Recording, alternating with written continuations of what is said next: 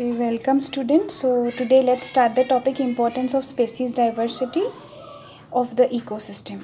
Now already we have studied about biodiversity. What is biodiversity? We know the patterns we have studied. Now what is the importance of studying the biodiversity? Now while we are studying biodiversity, we come across some important points like the productivity.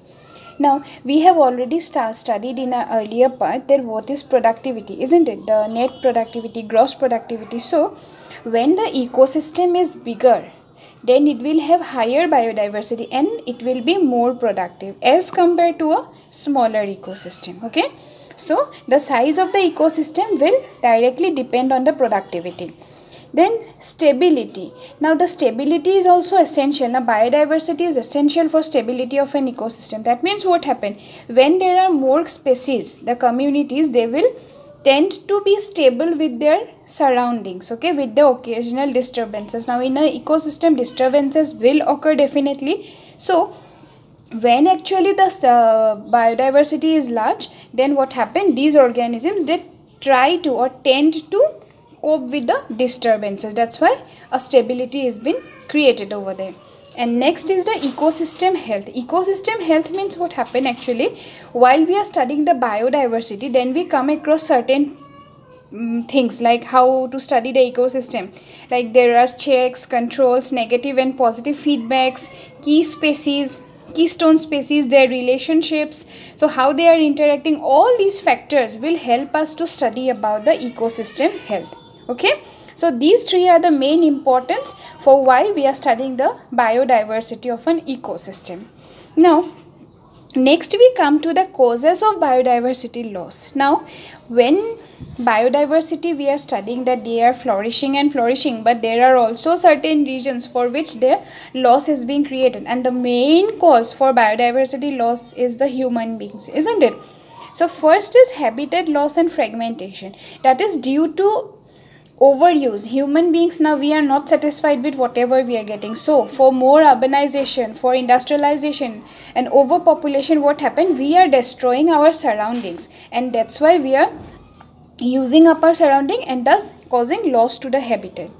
Over exploitation, suppose we are aware that a particular plant or animal is becoming important, it is economically very important, then what happened, we will start over exploiting it, so that also causes the loss of biodiversity. Next is alien species invasion. Now suppose in a particular habitat we introduce a new type of species, then what happened, that particular species will flourish and in return it will harm the surrounding species, so that is known as alien species invasion. Okay, for example, water hyacinth, when we introduce water hyacinth to a water body, it will occupy the whole area and gradually what happened, it will cause harm to the surrounding organisms which are available there. And again for Lantana camera, that is also an alien species. Now next is co-extinction. Now this is a relationship in which actually if one particular organism is becoming extinct, then the other one which is related to it or in close association will also become extinct. Now for example, if suppose a host fish is becoming extinct, then along with it a parasite which remains in the fish will also become extinct, so that is known as co-extinction. Then comes disturbances and degradation. Now due to natural or man-made disturbances, the biodiversity loss takes place. Okay, like deforestation, forest fire, tree fall, all these are different causes. Then pollution. Due to heavy amount of pollution, there is loss in biodiversity. Now for example, while we are studying about pollution, we come across eutrophication. That means when there is excessive chemicals or fertilizers drained to the water bodies, then what happen, they enrich the water bodies resulting into eutrophication. That means the excess plants and will grow which will deplete the oxygen and harm the water animals. Okay, that is known as eutrophication. Then intensive agriculture. For proper agriculture or spreading the agriculture, we will clear the grassland, forest, which will harm the biodiversity. Then forestry. Suppose we are planting an economically important tree, then what happen, it will gradually swipe out the remaining trees. So all these basic factors are the main causes of the biodiversity loss. Now, the loss of biodiversity, it is caused, we have already said, due to extinction, disappearance, elimination, all these factors. Now, the major things are natural extinction. Natural extinction means what happened? It is a very slow process, and here species are gradually extinct due to evolution, change in environmental conditions. So all these factors will lead to the natural extinction of the organisms. Then mass extinction. Mass extinction means what happens here?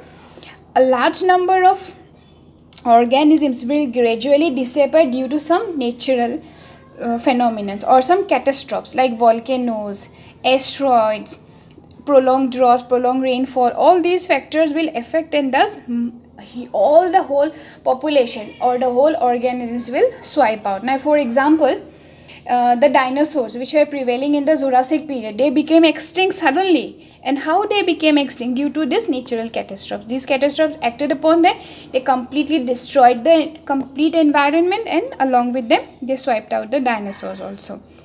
Next is the anthropogenic extinction. Anthropogenic extinction means it is the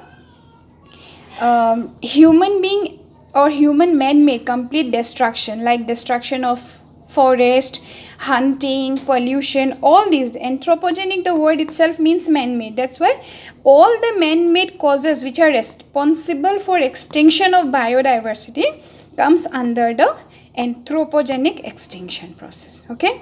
Now, when we are studying these all things, that how biodiversity losses are, causes of biodiversity loss, what is biodiversity loss, how we are facing it, then what happened? The scientists, they studied and through all these factors, and they prepared a book that is known as the Red Data Book. And the institute, that is IUCN, International Union of Conservation of Nature and Natural Resources, they all maintained a book in which they listed all the plants and animals which are towards near extinction, okay, which are endangered species.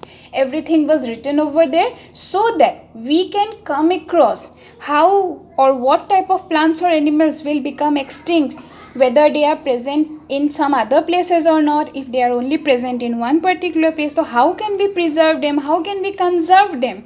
All these strategies were studied properly and enlisted in the Red Data Book. Okay.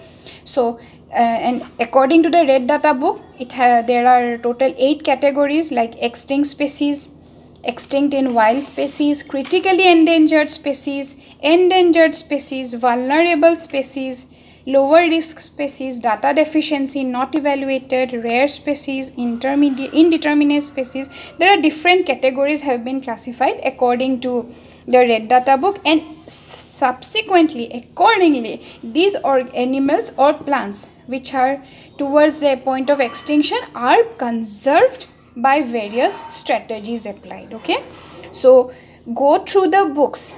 Notes are provided, but still go through the books in detail, study them very properly, and if you find any difficulty, then let me know.